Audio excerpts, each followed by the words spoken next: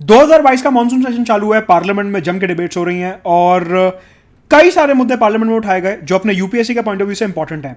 कौन कौन सी schemes, policies और इनिशिएटिव्स की बात की गई, किस कॉन्टेक्स्ट में बात की गई और अपने एग्जाम के पॉइंट ऑफ व्यू से कैसे रिलेवेंट है, सारी बातें डिटेल में इस पर्टिकुलर वीडियो में करेंगे। प्रेजेंटेड बाय मी मुदत गुप्ता। अनअकैडमी सब्सक्राइब करने के लिए यूजर रेफरल कोड मुदत गुप्ता फॉर 20% डिस्काउंट। अनअकैडमी का अनलॉक ऑफर चालू हुआ है 22 जुलाई तक, तो अगर आप तब तक सब्सक्राइब करें विल गेट 20% डिस्काउंट। 21 जुलाई से नए बैचेस शुरू हो रहे हैं इंग्लिश, हिंदी और बाइलिंगुअल में। साथ के साथ अनअकैडमी का सीएसई एश्योर ऑफर चालू है, जहां पे अगर आप 2 साल या उससे ज्यादा का सब्सक्रिप्शन लेते हैं तो 1 साल का सब्सक्रिप्शन आपको एब्सोल्युटली फ्री मिलेगा।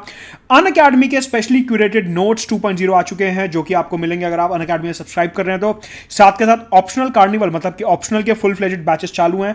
संडे को सुबह 11 बजे कॉम्बैट होने वाला है, गेमिफाइड वर्जन। 50 क्वेश्चन होंगे 60 मिनट में, तो do attempt this particular combat. साथ में एक हमारी स्पेशल सीरीज शुरू हो रही है absolutely free, that is legends wisdom series, road to LBSNAA and doubt Darbar for UPSC CSE aspirants. 20 जुलाई को 5 बजे हिस्ट्री ज्योग्राफी का था, 21 को 5 बजे environment, economy and science tech, और 22 जुलाई को 5 बजे पॉलिटी आईआर और करंट अफेयर्स के डाउट्स सॉल्व होंगे एब्सोल्युटली फ्री। तो आप अनअकैडमी की एप्लीकेशन डाउनलोड करके ये अटेम्प्ट कर सकते हैं। सबसे पहले बात हुई उड़ान, that is RCS, regional connectivity scheme की।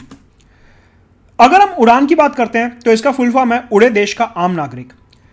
हमारे देश में फ्लाइट कनेक्टिविटी को प्रमोट करने के लिए और यह इंश्योर करने के लिए कि ज्यादा से ज्यादा नागरिक, ज्यादा से ज्यादा जनता एयर ट्रैवल कर रही है अफोर्डेबल रेट पे, मतलब कि ज्यादा से ज्यादा लोग हवाई जहाज की यात्रा कर रहे हैं कम से कम रेट पे। जो लोग टीयर 2, टीयर 3 सिटीज में रहते हैं वहां पे एयर कनेक्टिविटी को अफोर्डेबल रेट पे प्रमोट करने के लिए मिनिस्ट्री ऑफ सिविल एविएशन की स्कीम आती है उड़ान, उड़े देश का आम नागरिक। आपको यहां पे ध्यान रखना है कि ये जो स्कीम है इसकी नोडल मिनिस्ट्री है मिनिस्ट्री ऑफ सिविल एविएशन। आज मतलब कि 21 जुलाई को पार्लियामेंट में स्कीम के बारे में बात हुई थी। क्या बात हुई थी वो सारा मैं आपको डिटेल में आपको बता दूंगा जो अपने एग्जाम पॉइंट ऑफ व्यू से रेलेवेंट है। सबसे पहले आपको इसे मानना है कि जो अपनी टीयर 1 सिटीज होती हैं जैसे कोलकाता, दिल्ली, मुंबई, चेन्नई, हैदराबाद, बैंगलोर, पुणे एटसेट्रा, यहां पे ऑलरेडी फुल फ्लेजेड एयरपोर्ट्स हैं, यहां पे वेल कनेक्टेड फ्लाइट्स हैं, फ्रीक्वेंसी भी बहुत अच्छी है फ्लाइट्स की। लेकिन जो टीयर 2 और टीयर 3 सिटीज होती हैं जैसे कि अरुणाचल में ईटानगर, सिक्किम, जैसे कि अपना कुशीनगर और दूसरी जगहें हो गई, यहां पे प्रॉपर एयर कनेक्टिविटी नहीं थी। सरकार ने उड़ान स्कीम के अंदर, जिसको रीजनल कनेक्टिविटी स्कीम आरसीएस के नाम से भी जाना जाता है, सरकार ने बोला कि ये जितनी भी अनसर्व्ड और अंडरसर्व्ड जगहें हैं, देखिए यहां पे 2 कीवर्ड यूज हुए हैं, अनसर्व्ड और अंडरसर्व्ड। अनसर्व्ड का मतलब होता है कि जहां पे एयरपोर्ट था ही नहीं, और अंडरसर्व्ड का मतलब होता है कि जहां पे एयरपोर्ट तो था लेकिन फ्लाइट्स की फ्रीक्वेंसी काफी कम थी। ऐसी जगहों पे एयर कनेक्टिविटी, एयर ट्रैवल को प्रमोट करा जाएगा। और सरकार ने उड़ान स्कीम के अंदर, उड़े देश का आम नागरिक रीजनल कनेक्टिविटी स्कीम के अंदर 21 ग्रीनफील्ड एयरपोर्ट्स अप्रूव करें।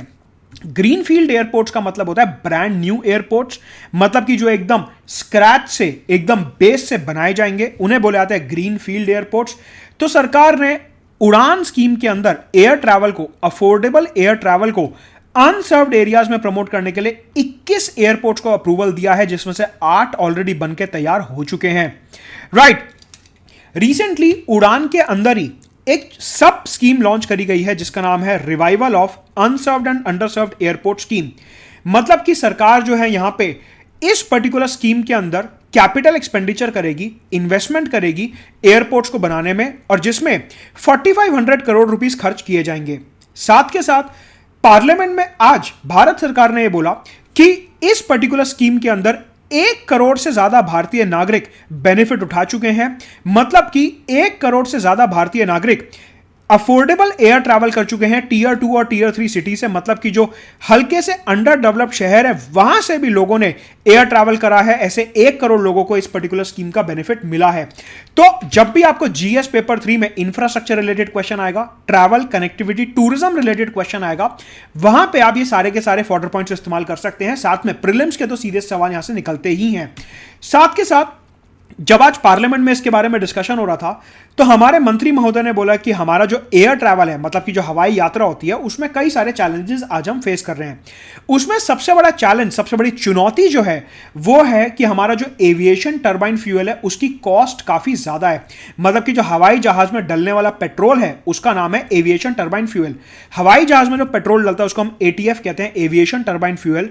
उन्होंने बोला कि उसकी कॉस्ट काफी ज्यादा इंक्रीज हो चुकी है, मतलब कि फ्लाइट्स की टिकट जो है वो महंगी होती जा रही है और इसलिए लोग फ्लाइट की जगह ट्रेन में ट्रैवल करना प्रेफर कर रहे हैं। साथ के साथ एविएशन टर्बाइन फ्यूल जो होता है इसके ऊपर स्टेट गवर्नमेंट वैट लगा सकती हैं। तो पार्लियामेंट में आज ये चर्चा हुई कि काफी सारी स्टेट्स हैं जिन्होंने बहुत हाई रेट ऑफ वैट लगा रखा है एविएशन टर्बाइन फ्यूल के ऊपर, जिसकी वजह से फ्लाइट्स की जो कॉस्ट है वो महंगी हो रही है। साथ में बोला गया कि इवन दो 21 एयरपोर्ट्स को अप्रूवल दे दिया गया है, ग्रीनफील्ड एयरपोर्ट्स को अप्रूवल दे दिया गया है, लेकिन फिर भी आज की तारीख में हमारा जो एयरपोर्ट इंफ्रास्ट्रक्चर है वो वर्ल्ड क्लास नहीं है। अगर हम दूसरे देशों की बात करते हैं, यूके, फ्रांस, जर्मनी वगैरह की, तो वहां पे एयरपोर्ट का इंफ्रास्ट्रक्चर बहुत ही अच्छा है, बहुत ही स्मूथ है।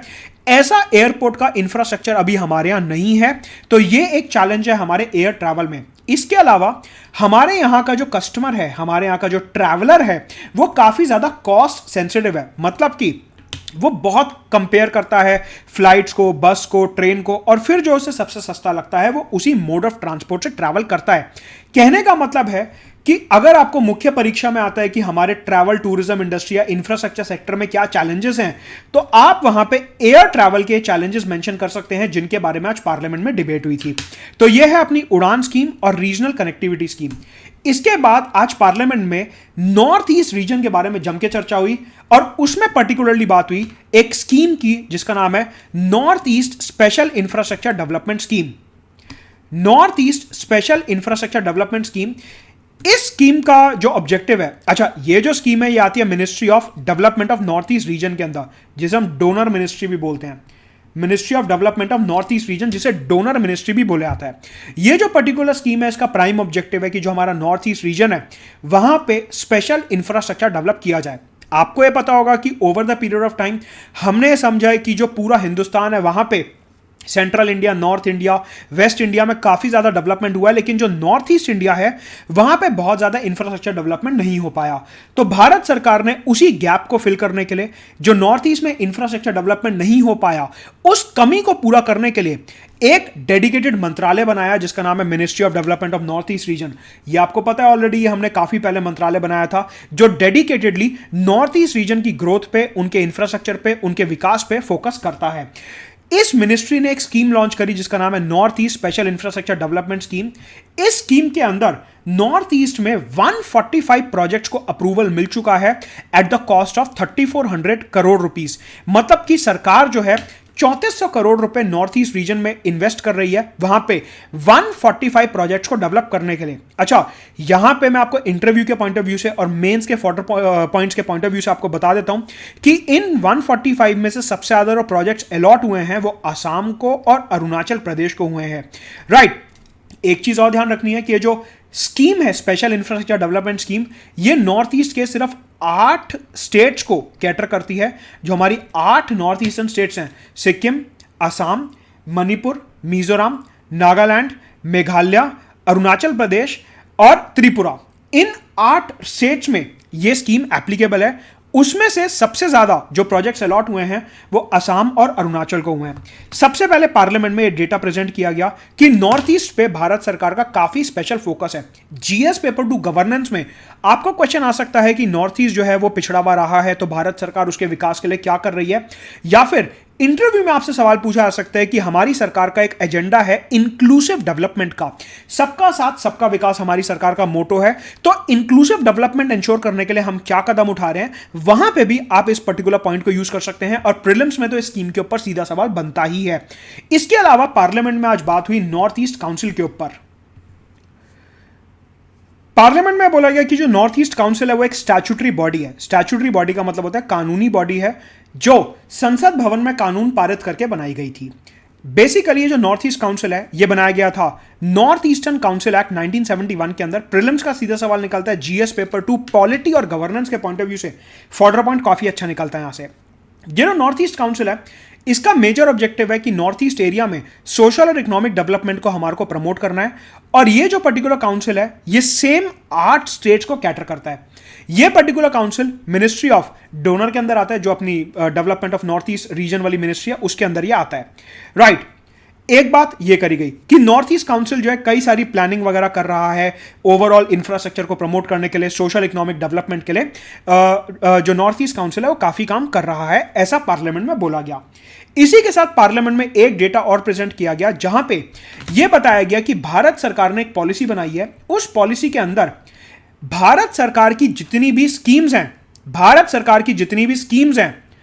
एक पॉलिसी यह बनाई गई है कि आप एक स्कीम के अंदर जितना भी खर्चा कर रहे हो उसका कम से कम 10% आपको नॉर्थ ईस्ट में खर्च करना पड़ेगा। फॉर एग्जांपल सपोज करिए उज्ज्वला योजना है, भारत सरकार की सपोज करिए उज्ज्वला योजना है, इसके अंदर भारत सरकार 100 रुपए खर्च कर रही है सपोज।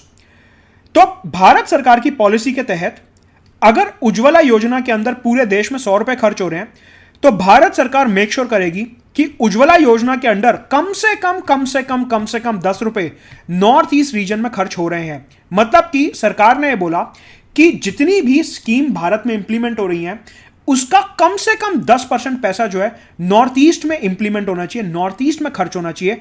तो इंक्लूसिव डेवलपमेंट के पॉइंट ऑफ व्यू से एक ये फॉर्डर पॉइंट बहुत अच्छा निकलता है मेंस और एसए के पॉइंट ऑफ व्यू से, राइट। इसके अलावा प्रीलिम्स और मेंस के पॉइंट ऑफ व्यू से एक फॉर्डर पॉइंट जो और मिला आज की पार्लियामेंट्री डिबेट्स में वो ये कि नीति आयोग और मिनिस्ट्री ऑफ डोनर ने मिलकर, डोनर मतलब वही development of north east region वाला, नीति आयोग और डोनर मिनिस्ट्री ने मिलकर एक इंडेक्स डेवलप करा है जिसका नाम है north east region district sustainable development goal index. मतलब सुनने में तो काफी कॉम्प्लेक्स लग रहा है, बेसिकली कुछ नहीं है। आपको यह पता है कि यूनाइटेड नेशंस के सस्टेनेबल डेवलपमेंट गोल्स हैं जो हमारे को 2030 तक इंप्लीमेंट करने हैं, राइट। उसकी मॉनिटरिंग के लिए कि सस्टेनेबल डेवलपमेंट गोल ठीक तरीके से इंप्लीमेंट हो रहे हैं या नहीं हो रहे हैं, उसकी मॉनिटरिंग के लिए नीति आयोग और डोनर मिनिस्ट्री ने कि नॉर्थ ईस्ट रीजन में ठीक तरीके से सस्टेनेबल डेवलपमेंट गोल इंप्लीमेंट हो रहे हैं या नहीं हो रहे हैं, नीति आयोग और डोनर मिनिस्ट्री ने एक इंडेक्स बनाया जिसको कहते हैं डिस्ट्रिक्ट एसडीजी इंडेक्स। मतलब कि यह हिंदुस्तान का पहला ऐसा इंडेक्स है जो डिस्ट्रिक्ट लेवल पे सस्टेनेबल डेवलपमेंट गोल्स को मॉनिटर करेगा। मतलब कि नॉर्थ ईस्ट के जो 8 स्टेट्स हैं वहां पे हर डिस्ट्रिक्ट में यह मॉनिटर करेगा कि सस्टेनेबल डेवलपमेंट गोल्स ठीक तरीके से इंप्लीमेंट हो रहे हैं या नहीं हो रहे हैं, और उनका एक इंडेक्स बनाया है नीति आयोग और डोनर मिनिस्ट्री ने मिलकर। यह जो पर्टिकुलर इंडेक्स है यह मॉनिटर करेगा social, human, environmental, economic and infrastructure growth कि किस तरीके से इन सारे के सारे पैरामीटर्स पे नॉर्थ ईस्ट की 8 स्टेट्स के डिस्ट्रिक्ट में ग्रोथ हो रही है। भारत का पहला एसडीजी इंडेक्स है ये जो डिस्ट्रिक्ट लेवल पे मॉनिटर करेगा। इसके अलावा एसडीजी इंडेक्स हमने पूरे हिंदुस्तान के लिए बना रखा है बट वो स्टेट लेवल पे है। मतलब कि पूरे हिंदुस्तान में सस्टेनेबल डेवलपमेंट गोल को मॉनिटर करने के लिए हमने स्टेट लेवल का एक इंडेक्स ऑलरेडी बना रखा है, लेकिन नीति आयोग और डोनर मिनिस्ट्री ने ये पहली बार हिंदुस्तान में डिस्ट्रिक्ट लेवल का सस्टेनेबल डेवलपमेंट गोल इंडेक्स बनाया है, राइट। तो ये 4 स्टेप्स हैं जो नॉर्थ ईस्ट के लिए भारत सरकार ने स्पेशली उठाए हैं, वहां की ग्रोथ, इंक्लूसिव डेवलपमेंट, सबका साथ सबका विकास की पॉलिसी को फॉलो करते हुए। इसके अलावा ministry of labour and employment के चलते एक बात हुई about national career service. National career service project एक पोर्टल है, एक वेबसाइट है जो ministry of labour and employment ने बनाई है।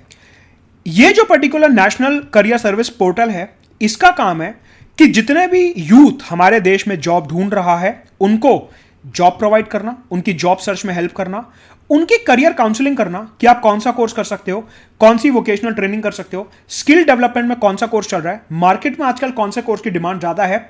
इस तरीके से उनको जॉब सर्च में, जॉब गाइडेंस में, करियर काउंसलिंग और वोकेशनल ट्रेनिंग में हेल्प करने के लिए ministry of labour and employment ने यह नेशनल करियर सर्विस प्रोजेक्ट जो है ये शुरू करा है। यह एक ऐसा पोर्टल है जहां पे अगर आप जॉब सीकर हो, मतलब आपको नौकरी चाहिए, या आप एम्प्लॉयर हो, मतलब आप एम्प्लॉयज ढूंढ रहे हो, आप यहां पे मिल सकते हो। और जो एम्प्लॉयर्स हैं, जो नौकरी देने वाले हैं, वो यहां पे जॉब सीकर्स को, नौकरी मांगने वालों को ढूंढ सकते हैं। इसी के साथ साथ ministry of labour and employment Hindustan के हर स्टेट और डिस्ट्रिक्ट में मॉडल करियर सेंटर सेटअप करेगा इसी स्कीम के अंदर। देखिए, ये जो अपना नेशनल करियर सर्विस प्रोजेक्ट है, ये तो ऑनलाइन पोर्टल हो गया, लेकिन सरकार ने बोला कि हम हाइब्रिड मोड में काम करेंगे। ऑनलाइन पोर्टल के साथ साथ ऑफलाइन सेंटर भी खोले जाएंगे जिनका नाम है मॉडल करियर सेंटर्स। ये जो मॉडल करियर सेंटर्स हैं सेम काम करेंगे, जॉब सीकर्स को एम्प्लॉयर से मिलवाएंगे, करियर काउंसलिंग करेंगे, वोकेशनल ट्रेनिंग पे नॉलेज देंगे और साथ में बताएंगे कि किस तरीके से आप अपने करियर को आगे और बेहतर कर सकते हैं। तो हमारे देश में एम्प्लॉयमेंट को और नौकरी रोजगार को प्रमोट करने के लिए ministry of labour and employment ने यह national career service project start करा है, राइट। आज रुकेंगे यहां पे, अगले वीडियो में और पार्लियामेंट्री डिबेट्स, स्कीम्स और इनिशिएटिव्स की बात की जाएगी और साथ में और करंट अफेयर्स डिस्कस करूंगा। अनअकैडमी सब्सक्राइब करने के लिए यूजर रेफरल कोड मुदत Gupta for 20% discount till 22 July. Unlock 20 offer चालू है।